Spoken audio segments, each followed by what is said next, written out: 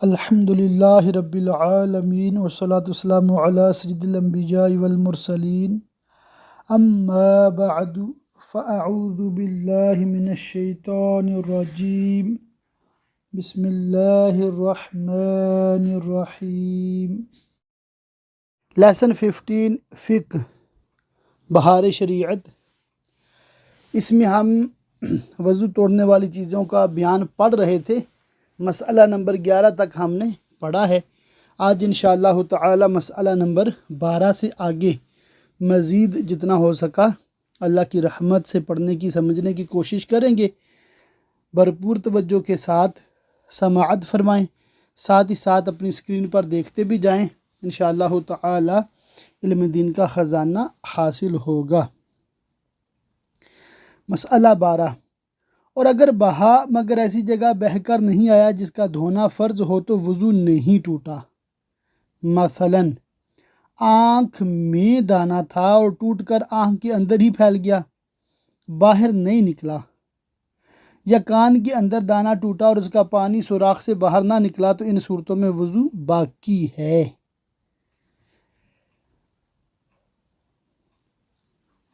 مسئلہ 13، زخم میں گھڑا پڑ گیا اور اس میں سے کوئی رطوبت چمکی یعنی نظر آئی، گیلی ہے، ویٹ ہے، مگر بہی نہیں، فلو نہیں کیا، اس نے اپنی جگہ سے ہلی نہیں ہے، تو وضو نہیں ٹوٹا۔ مسئلہ 14، زخم سے خون وغیرہ نکلتا رہا اور یہ بار بار پوچھتا رہا کہ بہنے کی نوبت نہ آئی، تو غور کرے کہ اگر نہ پوچھتا تو بہہ جاتا یا نہیں۔ اگر بہہ جاتا اس کے گمان میں، اس کے خیال میں، اس کے گیس میں، اگر بہہ جاتا تو وضو ٹوٹ گیا، ورنہ نہیں۔ یوں ہی اگر مٹی یا راکھ ڈال ڈال کر سکھاتا رہا، اس کا بھی وہی حکم ہے۔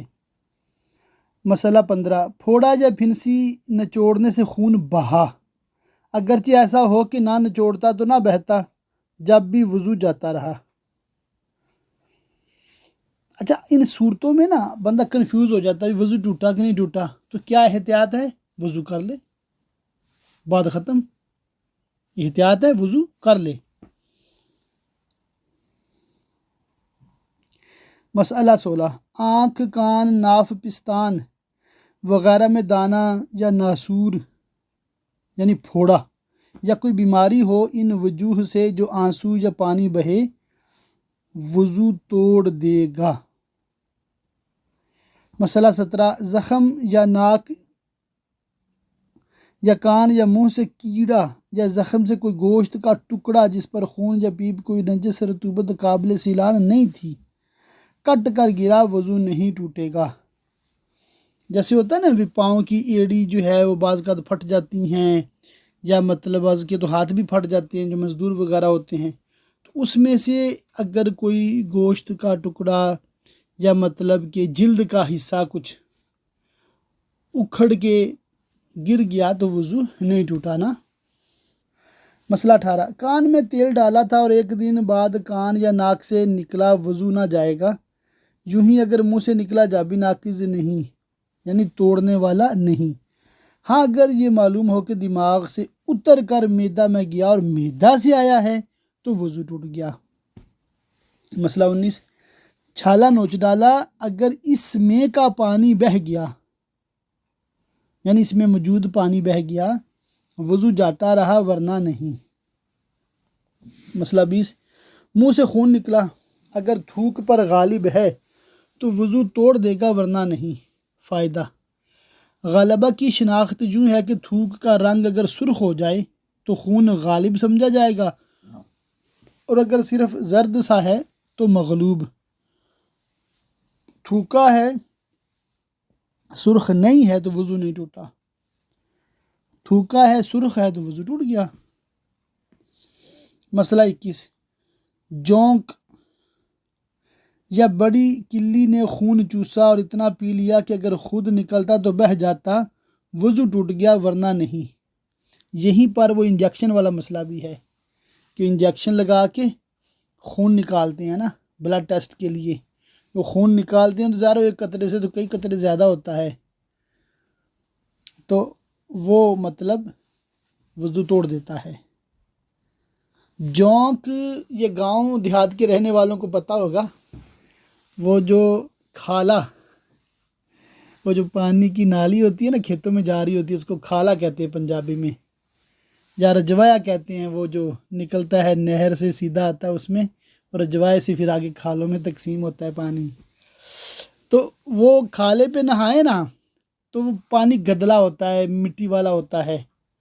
تو وہاں سے جونک جو ہے نا، یہ لمبی سی ہوتی ہے، پتلی سی نا، وہ آپ کی پنڈلیوں کو عام طور پہ، پیر کو نا، وہ مطلب چمٹ جاتی ہے. سانپ کی طرح لمبی ہوتی ہے مگر سائز میں چھوٹی ہوتی ہے، ایک بالشت سے بھی کم ہوتی ہے جونک. تو جونک وہ بڑے چپچپا سا بدن ہوتا ہے اس کا، وہ خون چوستی ہے.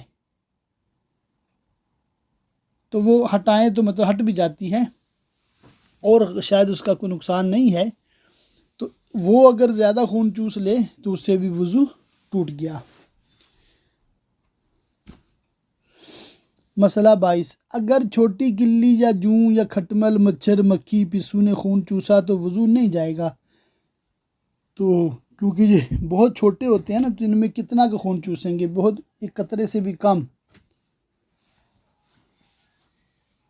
مسئلہ نمبر 23، ناک صاف کی، اس میں سے جمع ہوا خون نکلا، وضو نہیں ٹوٹا. مسئلہ 24، نارو سے رطوبت بہے، وضو جاتا رہے گا، اور ڈورا نکلا تو وضو باقی ہے. یہ نارو کیا ہوتا ہے؟ اس کے نیچے 3 نمبر کے تحت لکھا ہے بہار شریعت میں، ایک مرض کا نام جس میں آدمی کے بدن پر دانے دانے ہو کر ان میں سے دھاگا سا نکلا کرتا ہے. مسئلہ 25، اندھے کی آنکھ سے جو رطوبت بوجہ مرض نکلتی ہے، ناقض وضو ہے. مسئلہ 26، منہ بھر کے کھانے یا پانی یا سفرہ کی وضو توڑ دیتی ہے. فائدہ، منہ بھر کی یہ معنی ہے کہ اسے بے تکلف نہ روک سکتا ہو، یعنی کہ الٹی آئی، اب روک نہیں سکتا، وہ نکل گئی منہ سے نا، اسے کہتے ہیں منہ بھر کے. اور اگر ایسی ہے کہ کھٹا ڈکار سا آیا ہے، بالکل روک لی اس نے، یعنی کہ، اور وہ لوٹ گئی یا اس نے تھوک دیا، تو اسے وضو نہیں ٹوٹا. مسئلہ 27، بلغم کی کیا ہے؟ وضو نہیں توڑتی جتنی بھی ہو، یعنی کہ صرف بلغم نکلا ہے. کھنکار بھی کہتے ہیں، پنجابی میں گگار بھی کہتے ہیں. تو یہ تھوک سے تھوڑا مختلف ہوتا ہے، یعنی کہ جو ناک سے رطوبت نکلتی ہے نا، یہی جب گلے سے نکلتی ہے اس کو بلغم کہتے ہیں. تو یہ اگر کوئی زیادہ تھوک دے تو اسے وضو نہیں ٹوٹے گا. مسئلہ 28، بہتے خون کی کیا وضو توڑ دیتی ہے؟ جب تھوک سے مغلوب نہ ہو، اور جمع ہوا خون ہے تو وضو نہیں جائے گا جب تک منہ بھر نہ ہو. مسئلہ 29، پانی پیا اور معدے میں اتر گیا، اب وہی پانی صاف شفاف کیا میں آیا، اگر منہ بھر ہے تو وضو ٹوٹ گیا اور وہ پانی نجس ہے، اور اگر سینہ تک پہنچا تھا کہ اچھو لگا اور نکل آیا تو نہ وہ ناپاک ہے، نہ اسے وضو جائے گا.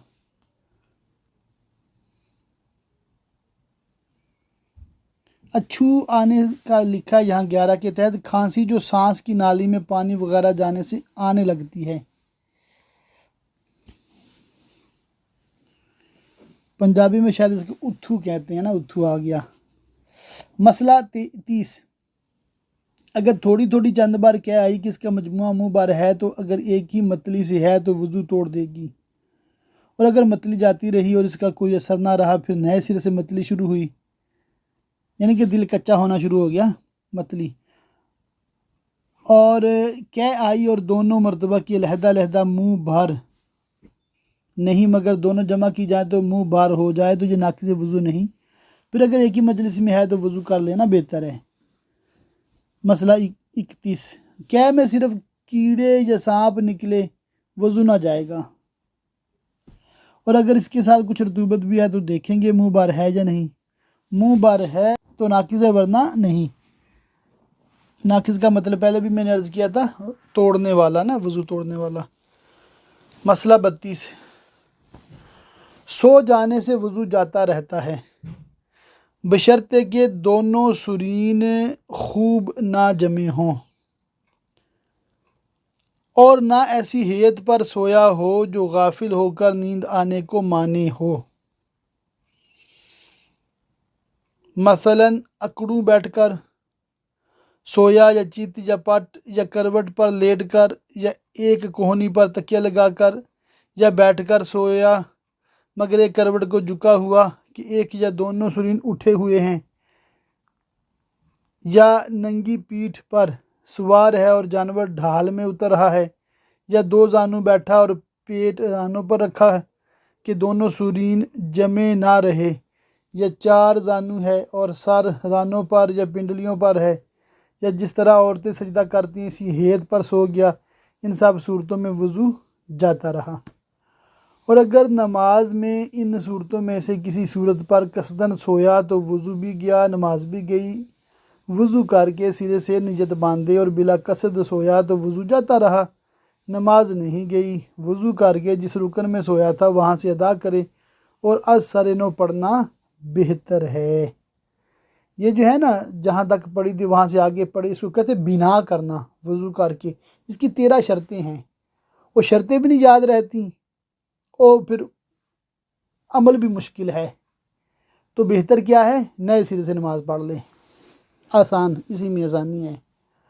مسئلہ 33، دونوں سرین زمین یا کرسی یا بینچ پر ہیں اور دونوں پاؤں ایک طرف پھیلے ہوئے یا دونوں سرین پر بیٹھا ہے اور گھٹنے کھڑے ہیں اور ہاتھ پنڈلیوں پر محیط ہوں، خواہ زمین پر ہوں، دو زانو سیدھا بیٹھا ہو یا چار زانو پالتی مارے یا زین پر، گھوڑے کی زین وغیرہ پر، کاٹھی پر سوار ہو یا ننگی پیٹھ پر سوار ہے مگر جانور چڑھائی پر چڑھ رہا ہے یا راستہ ہموار ہے، یا کھڑے کھڑے سو گیا یا رکوع کی صورت پر یا مردوں کے سجدہ مسنونہ کی شکل پر، تو ان سب صورتوں میں وضو نہیں جائے گا۔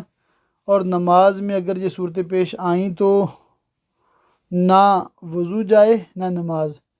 ہاں اگر پورا رکن سوتے ہی میں ادا کیا تو اس کا اعادہ ضروری ہے، اور اگر جاگتے میں شروع کیا پھر سو گیا تو اگر جاگتے میں بقدر کفایت ادا کر چکا ہے تو وہی کافی ہے، ورنہ پورا کر لے۔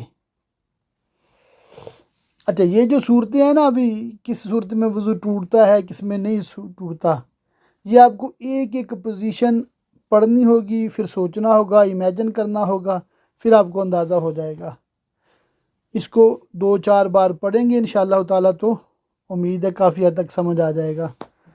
مسئلہ 34، اگر اس شکل پر سویا جس میں وضو نہیں جاتا اور نیند کے اندر وہ ہیئت پیدا ہو گئی جسے وضو جاتا رہتا ہے، تو اگر فوراً بلا وقفہ جاگ اٹھا وضو نہ گیا ورنہ جاتا رہا۔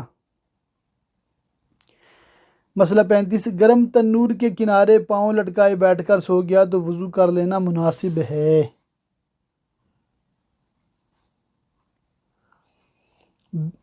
مسئلہ 36، بیمار لیٹ کر نماز پڑھتا تھا، نیند آ گئی، وضو جاتا رہا۔ مسئلہ 27، اونگنے یا بیٹھے بیٹھے جھونکے لینے سے وضو نہیں جاتا۔ مسئلہ 38، جھوم کر گر پڑا اور فوراً آنکھ کھل گئی، وضو نہ گیا۔ مسئلہ 39،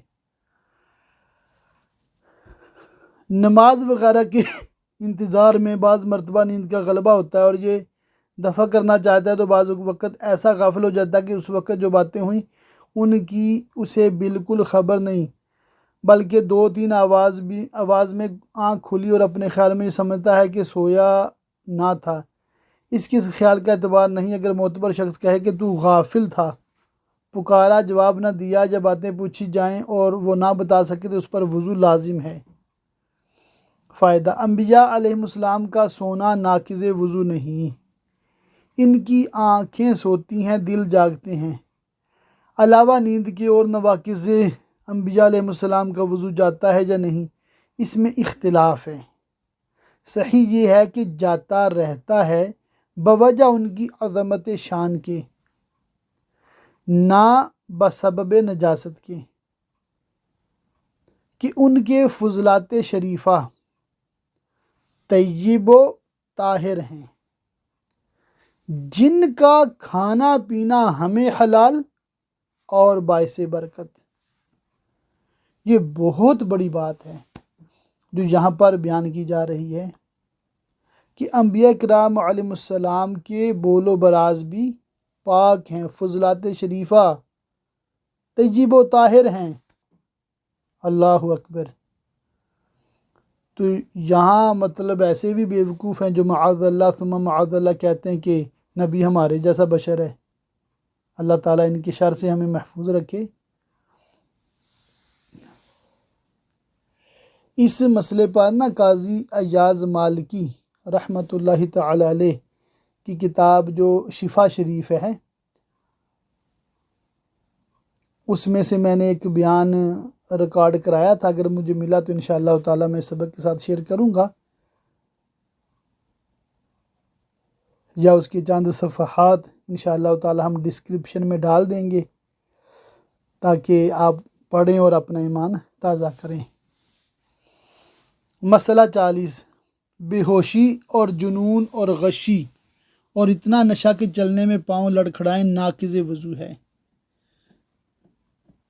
مسئلہ 41، بالغ کا کہا یعنی اتنی آواز سے ہنسی کے آس پاس والے سنیں، اگر جاگتے میں رکوع سجدہ والی نماز میں ہو وضو ٹوٹ جائے گا اور نماز فاسد ہو جائے گی۔ مسئلہ 42، اگر نماز کے اندر سوتے میں یا نماز جنازہ یا سجدہ تلاوت میں کہا لگایا تو وضو نہیں جائے گا، وہ نماز یا سجدہ فاسد ہے۔ مسئلہ 43، اور اگر اتنی آواز سے ہنسا کہ خود اس نے سنا، پاس والوں نے نہ سنا، تو وضو نہیں جائے گا، نماز جاتی رہے گی۔ مسئلہ 44، اگر مسکرایا، خالی اسمائل کی کہ دانت نکلے آواز بالکل نہیں نکلی تو اس سے نہ نماز جائے نہ وضو۔ تو یہاں پر 3 چیزیں بیان ہوئی، ایک کہا اتنی آواز کے ساتھ والا سن لے، اس سے دونوں چیزیں جاتی ہیں، نماز بھی وضو بھی۔ دوسرا ہے ہنسنا کہ صرف خود سنا ہے دوسرے نے نہیں سنا، اس سے نماز ٹوٹی وضو نہیں ٹوٹا۔ اور تیسرا ہے مسکرانا، تو اس سے نہ نماز گئی نہ وضو گیا۔ مسئلہ 45، مباشرت فاحشہ یعنی مرد اپنا آلہ کو تندی کی حالت میں، یعنی کہ جو فلی ایریکٹڈ ہو، کھڑا ہو، عورت کی شرمگاہ یا کسی مرد کی شرمگاہ سے ملائے، یعنی خالی باہر ٹچ کرے، یا عورت باہم ملائیں، بشرطے کہ کوئی شے حائل نہ ہو، درمیان میں کوئی چیز نہیں ہے، یعنی کہ کپڑا بھی نہیں ہے درمیان میں، تو اس سے وضو ٹوٹ جائے گا۔ اب اس میں کیا ہے سمجھنے کی چیز ہے کہ صرف شرمگاہ سے شرمگاہ ٹچ ہوئی ہے، داخل نہیں ہوا، اور اس میں سے کوئی قطرہ بھی نہیں نکلا، جو کہ کہہ لیں کہ امپاسبل ہے کہ بندے پہ شہوت بھی ہے، ایریکشن بھی ہے، تندی بھی ہے، سختی بھی ہے، اور قطرہ نہ نکلے۔ یہ عام طور پہ ایسا نہیں ہوتا، عموماً کیا قطرے نکلتے ہیں، تو قطرے نکلے تو وضو تو ویسے ہی ٹوٹ گیا۔ یہاں مثال صرف یہ دی جا رہی ہے کہ اگر وضو توڑنے والا کوئی اور عمل نہ بھی ہو، صرف شرمگاہ کا شرمگاہ سے ٹچ ہونا بھی ناقض وضو ہے، اسے وضو ٹوٹ جاتا ہے۔ مسئلہ 46، اگر مرد نے اپنے آلہ سے عورت کی شرمگاہ کو مس کیا اور انتشار آلہ نہ تھا، اریکشن نہیں تھی اس وقت، عورت کا وضو اس وقت بھی جاتا رہے گا، اگرچہ مرد کا وضو نہیں جائے گا۔ مسئلہ 47، بڑا استنجا ڈھیلے سے کر کے وضو کیا، اب یاد آیا کہ پانی سے نہ کیا تھا۔ اگر پانی سے استنجا مسنون طریق پر یعنی پاؤں پھیلا کر سانس کا زور نیچے کو دے کر کرے گا، وضو جاتا رہے گا، اور ویسے کرے گا تو نہ جائے گا، مگر وضو کر لینا مناسب ہے۔ ابھی یہاں ایک بہت بڑا مسئلہ ہے، ہم کیا کرتے ہیں عام طور پہ استنجا پہلے کرتے ہیں، وضو بعد میں کرتے ہیں۔ اب یہاں اس کا الٹ بیان کیا جا رہا ہے کہ بھی بندے نے بڑا پیشاب کیا جسے پاخانہ کہتے ہیں، مگر اس نے صرف ٹیشو استعمال کیا آج کے دور کے حساب سے، یا کسی جگہ مٹی کا ڈیلا بھی استعمال ہوتا ہوگا گاؤں دیہات میں، تو اس کو چونکہ اس جگہ کو دھونے کی حاجت ہے، دھونا واجب ہے اس پہ، اس نے کیا کیا، دھویا نہیں، وضو کر لیا۔ اب وضو کرنے کے بعد اس کو یاد آیا ہے، تو کیا بیان کیا جا رہا ہے، اس جگہ کو صرف دھو لے، وضو باقی ہے اس کا، زیادہ چوڑا ہو کر نہ بیٹھے، وضو باقی ہے۔ وضو پہلے استنجا بعد میں ہو سکتا ہے۔ استنجا کا مطلب پیشاب کرنا نہیں ہے، استنجا کا مطلب پیشاب والی جگہ جو ہے اس کو دھونا ہے۔ تو یہ بھی آپ کی معلومات کے لیے، یعنی کہ اس کو بھی ذہن میں رکھیے گا۔ مسئلہ 48، پھڑیا بالکل اچھی ہو گئی، اس کا مردہ پوست باقی ہے جس میں اوپر منہ اور اندر خلا ہے، اگر اس میں پانی بھر گیا پھر دبا کر نکالا تو نہ وضو جائے نہ وہ پانی ناپاک۔ ہاں اگر اس کے اندر کچھ تری خون وغیرہ کی باقی ہے تو وضو بھی جاتا رہے گا اور پانی بھی نجس ہے۔ مسئلہ 49، عوام میں جو مشہور ہے کہ گھٹنا اور ستر کھلنے یا اپنا یا پرایا ستر دیکھنے سے وضو جاتا رہتا ہے، محض بے اصل بات ہے۔ ہاں وضو کے آداب سے ہے کہ ناف سے زانو کے نیچے تک سب ستر چھپا ہو، بلکہ استنجے کے بعد فوراً ہی چھپا لینا چاہیے کہ بغیر ضرورت ستر کھلا رہنا یہ منع ہے، اور دوسروں کے سامنے ستر کھولنا حرام ہے۔ دوسروں سے مراد میاں بیوی کے علاوہ، میاں بیوی ایک دوسرے کا ستر دیکھ بھی سکتے ہیں، چھو بھی سکتے ہیں، اس میں کوئی گناہ نہیں ہے۔ متفرق مسائل، جو رطوبت بدن انسان سے نکلے اور وضو نہ توڑے وہ نجس نہیں، مثلاً خون کہ بہہ کر نہ نکلے یا تھوڑی قے کہ منہ بھر نہ ہو، پاک ہے۔ مسئلہ 1، خارش یا پھڑیوں میں جب کہ بہنے والی رطوبت نہ ہو بلکہ صرف چپک ہو، کپڑے سے بار بار چھو کر اگرچہ کتنا ہی سن جائے پاک ہے۔ مسئلہ 2، سوتے میں رال جو منہ سے گرے اگرچہ پیٹ سے آئے اگرچہ بدبودار ہو، پاک ہے۔ سونے میں بعض اوقات منہ سے پانی نکلتا ہے نا، بدبو والا ہوتا ہے، تو اس سے وضو نہیں ٹوٹتا، وضو کا مسئلہ نہیں ہے، مسئلہ ہے کہ وہ پاک ہے، ناپاک نہیں ہے، مگر اس میں اگر خون ہے، وہ ریڈ ہے، تو ظاہر اس سے وہ ناپاک ہوگا، منہ کو کپڑے کو جہاں لگے وہ حصہ بھی ناپاک ہو جائے گا۔ اب وضو ٹوٹا نہیں ٹوٹا، یعنی کہ خون والا ہے رال تو اس میں تو وضو ٹوٹا ہی ٹوٹا، اور خون کے بغیر ہے تو پھر دیکھا جائے گا کس پوزیشن میں سویا ہے، تو اس حساب سے پھر اس کا حکم دیا جائے گا وضو ٹوٹا ہے کہ نہیں ٹوٹا۔ مسئلہ 3، مردے کے منہ سے جو پانی بہے نجس ہے، ناپاک ہے۔ مسئلہ 4، آنکھ دکھتے میں جو آنسو بہتا ہے نجس اور ناقض وضو ہے، اس سے احتیاط ضروری ہے۔ مسئلہ 5، شیر خوار بچے نے دودھ ڈال دیا، اگر وہ منہ بر ہے نجس ہے یعنی ناپاک ہے، درہم سے زیادہ جگہ میں جس چیز کو لگ جائے ناپاک کر دے گا، لیکن اگر یہ دودھ میدا سے نہیں آیا بلکہ سینہ تک پہنچ کر پلٹ آیا تو پاک ہے۔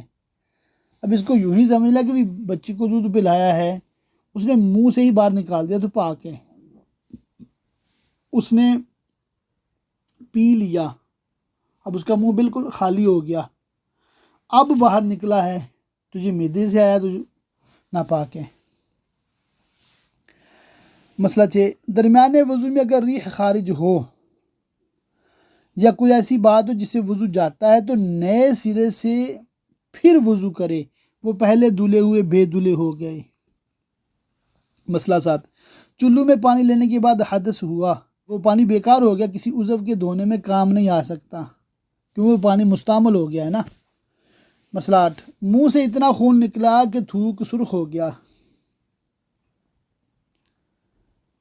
اگر لوٹے یا کٹورے کو منہ سے لگا کر کلی کو پانی لیا تو لوٹا کٹورا اور کل پانی نجس ہو جائے گا۔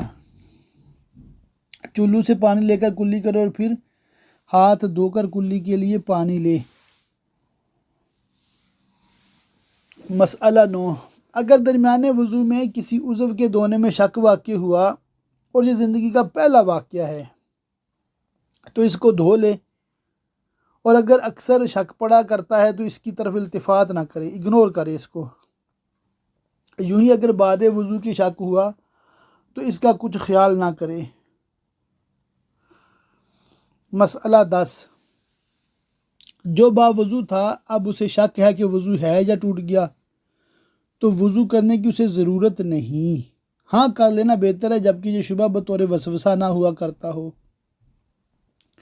اور اگر وسوسہ ہے تو اسے ہرگز نہ مانے۔ اس صورت میں احتیاط سمجھ کر وضو کرنا احتیاط نہیں ہے بلکہ شیطان لعین کی اطاعت ہے۔ مسئلہ 11، اور اگر بے وضو تھا اب اسے شک ہے کہ میں نے وضو کیا یا نہیں تو بلا وضو ہے، اس کو وضو کرنا ضروری ہے۔ مسئلہ 12، یہ معلوم ہے کہ وضو کے لیے بیٹھا تھا اور یاد نہیں کہ وضو کیا یا نہیں تو اسے وضو کرنا ضرور نہیں۔ مسئلہ 13، یہ یاد ہے کہ پخانہ یا پیشاب کے لیے بیٹھا تھا مگر یہ یاد نہیں کہ پھرا بھی یا نہیں تو اس پر وضو فرض ہے۔ پھرا بھی نہیں مطلب کیا بھی کہ نہیں۔ مسئلہ 14، یہ یاد ہے کہ کوئی عضو دھونے سے رہ گیا مگر معلوم نہیں کہ کون عضو تھا تو بایاں پاؤں دھو لے۔ مسئلہ 15، میانی میں تری دیکھی مگر یہ نہیں معلوم کہ پانی ہے یا پیشاب تو اگر عمر کا یہ پہلا واقعہ ہے تو وضو کر لے اور اس جگہ کو دھو لے، اور اگر بارہا ایسے شبے پڑتے ہیں تو اس کی طرف توجہ نہ کرے، شیطانی وسوسہ ہے، مگر جن کو واقعی قطرے آنے کا مرض ہے تو وہ شک نہیں کریں گے، ظاہر ہے ان کو تو پکا پتہ ہے یہ مطلب کہ ہمارا قطرہ نکلا ہے پیشاب کا تو اسے وضو ٹوٹ گیا، اور درہم کی مقدار سے کم قطرہ لگا تو دھونا ضروری نہیں ہے، سنت ہے، اور اگر زیادہ لگ گئے ہیں تو پھر وہ دھونا بھی واجب ہو جائے گا۔ درہم کی مقدار کتنی ہوتی ہے چوڑائی میں؟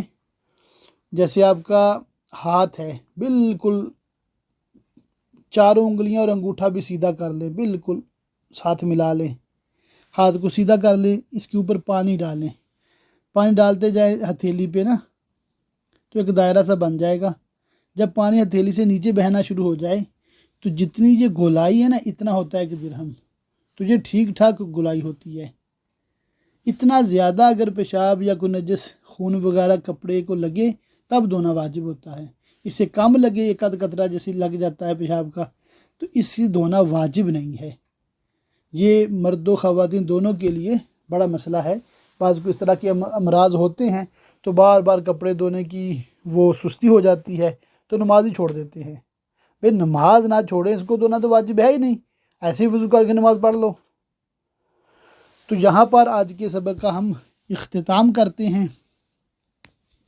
اللہ تعالیٰ کی بارگاہ میں دعا ہے اللہ تعالیٰ ہمیں صحیح طریقے سے وضو کرنے، طہارت حاصل کرنے اور عبادات صحیح بجا لانے، اور ہم سے جو بھی مطلب اس معاملے میں کوتاہیاں ہیں وہ ان سے اللہ پاک درگزر فرمائے، اور ہمیں صحیح طریقے سے عبادت کرنے کی اور ایسی عبادت کرنے کی توفیق عطا فرمائے جو اس کی پاک بارگاہ میں قبولیت کا مطلب مقام حاصل کر لے۔ اللہ تعالی ہم سب کو بار بار توبہ کرنے والوں اور طہارت حاصل کرنے والوں میں شمار فرمائے۔ اللہ تعالی ہم سب کو دنیا اور آخرت کی بھلائیاں عطا فرمائے، آمین بجاہ النبی الامین وصلی اللہ تعالی علیہ وآلہ وصحبہ وبارک وسلم۔ ہم نے الحمدللہ بہار شریعت سے وضو کا بیان جو ہے وہ تقریباً مکمل کر لیا ہے۔ انشاءاللہ تعالی اگلے لیسن میں غسل کے حوالے سے کافی باتیں بیان ہوں گی اللہ کی رحمت سے انشاءاللہ تعالی۔